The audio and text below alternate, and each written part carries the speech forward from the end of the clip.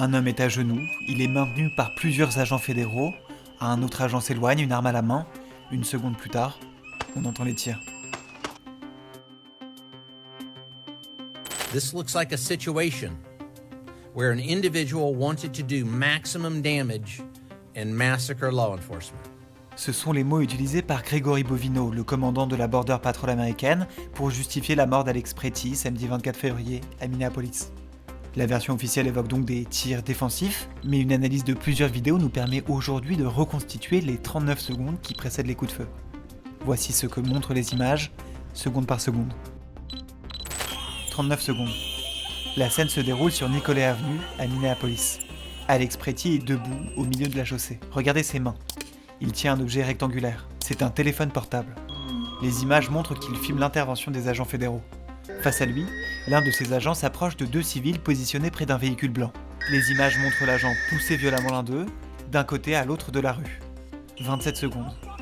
Alors que l'agent pousse une nouvelle fois la personne au sac à dos orange, Alex Pretty se met face à lui. L'agent va alors sortir sa bombe au poivre et l'utiliser sur le groupe, notamment sur Alex Pretty. Plusieurs agents convergent vers Alex Pretty. Les images montrent qu'il est saisi par plusieurs agents fédéraux, toujours en possession de son téléphone. Un agent identifiable par un manteau gris se penche vers la hanche droite d'Alex Pretty.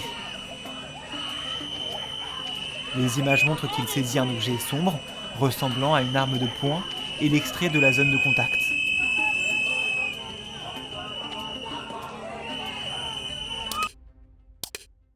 L'agent ne pointe pas l'arme et s'éloigne immédiatement du groupe en la tenant à la main. Alex Pretty reste lui maintenu par plusieurs agents. Presque simultanément, un autre agent resté au-dessus d'Alex Pretty sort son arme de service. Les images montrent qu'il tire à très courte distance, alors qu'Alex Pretty est toujours immobilisé. Plusieurs coups de feu sont tirés en l'espace de quelques secondes. Sur les images qui suivent, et que nous avons choisi de ne pas diffuser, on entend au moins 10 détonations en environ 5 secondes. Alex Pretty, lui, est déjà étendu au sol. Pendant ce temps, l'agent en manteau gris qui s'est éloigné avec l'arme récupérée a déjà traversé la rue. Le département de la sécurité intérieure affirme que les agents ont agi face à une menace armée imminente. An individual approached U.S. Border Patrol officers with a 9mm semi-automatic handgun. The officers attempted to disarm this individual, but the armed suspect reacted violently. Fearing for his life and for the lives of his fellow officers around him, an agent fired defensive shots.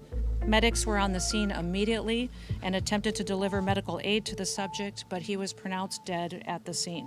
Mais ces images posent une question centrale.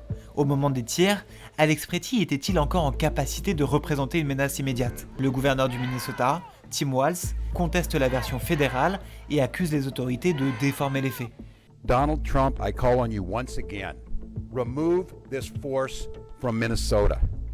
They are sowing chaos and violence. We've seen deadly violence from federal agents again and again and again. La police de Minneapolis indique qu'Alex Pretty était citoyen américain, qu'il n'avait pas d'antécédents judiciaires connus et qu'il était détenteur d'un permis de port d'armes valide. Les autorités locales affirment par ailleurs que le gouvernement fédéral empêche l'accès à certaines preuves, compliquant toute enquête indépendante.